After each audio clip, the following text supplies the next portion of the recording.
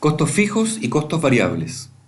Resultado de aprendizaje: analizar las utilidades de una empresa en diferentes condiciones de mercado para determinar el nivel óptimo de producción. Criterio de evaluación: distingue los tipos de costos de una empresa. Los conceptos que veremos en esta cápsula son utilidad de la empresa, ingreso total, costo fijo y costo variable. Todos sabemos que el objetivo de una empresa son maximizar sus beneficios o su utilidad, lograr generar el máximo valor con los recursos que utiliza. La utilidad no es más que la diferencia entre todos los ingresos, es decir, lo que recibe por lo que produce, los ingresos que tiene, menos los costos, que son el valor de los recursos utilizados. Sin embargo, no es muy simple determinar o saber cómo las empresas logran esto. Para eso vamos a empezar a estudiar los costos. Hay que tener muy claro, cualquier empresa, haga lo que haga, va a tener costos. A donde quiera que vaya, los costos la van a seguir. Y estos costos no es nada más que el valor de todos los recursos que se utilizan en un proceso de producción. Y estos recursos pueden ser, por un lado, los que se originan por el consumo o la transformación de insumos, por ejemplo, alimentos, pero también existen otros insumos como puede ser el cemento, la tierra, fertilizantes, plástico, envases, teléfonos, etc. También por el uso de un bien en forma reiterada, por ejemplo, las maquinarias, las construcciones, la tierra. Es cierto, la compro una vez, pero la utilizo muchas veces. Y durante cada una de esas veces que yo la uso, estoy, de alguna manera, consumiendo parte de esos recursos. Y por otro lado, no debemos olvidar que también los recursos los podríamos estar usando en otra cosa. Por ejemplo, nuestro tiempo. Y de hecho, de usar algo en otra cosa es lo que se conoce como el costo de oportunidad. Vamos a profundizarlo más adelante.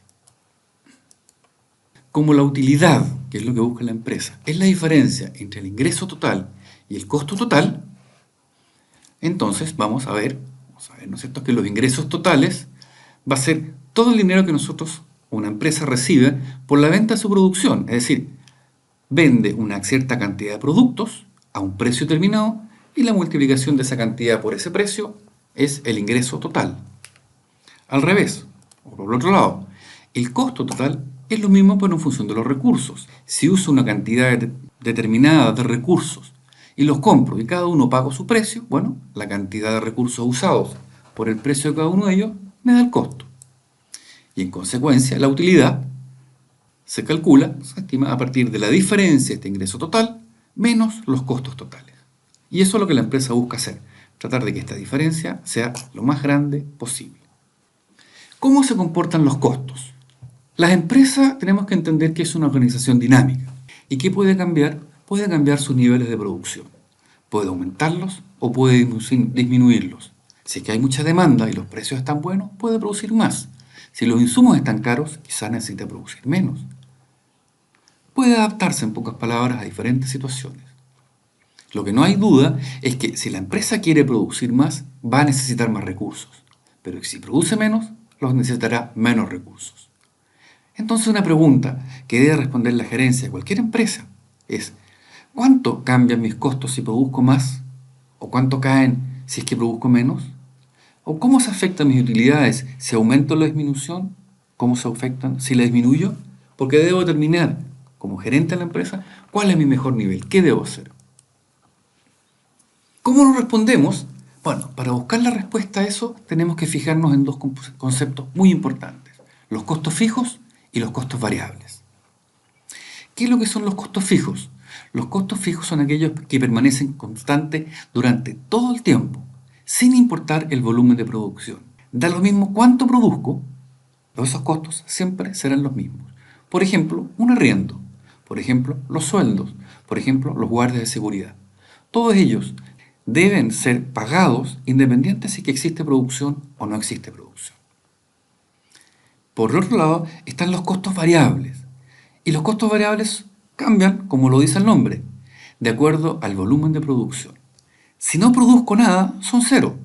Pero a medida que empiezo a producir más, aumentan los costos. Por ejemplo, el alimento, los insumos, la energía, el agua, empaque, publicidad, son muchos costos que son variables.